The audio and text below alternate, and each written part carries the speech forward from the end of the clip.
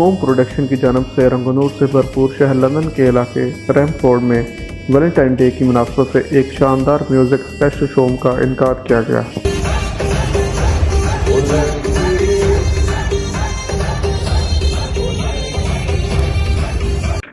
اس شو کے اورگنائیزر سہیل قریشی بہت ہنرمند اور باہمت نوجوان ہیں۔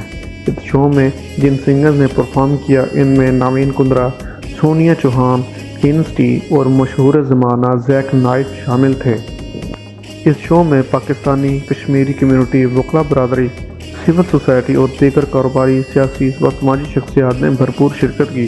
اس موقع پر تمام سنگرز نے اپنے فن سے محفل کو چاند لگا دیے اور حاضرین کی بڑی تعداد ان کے سانگز پر جھومتی رہی۔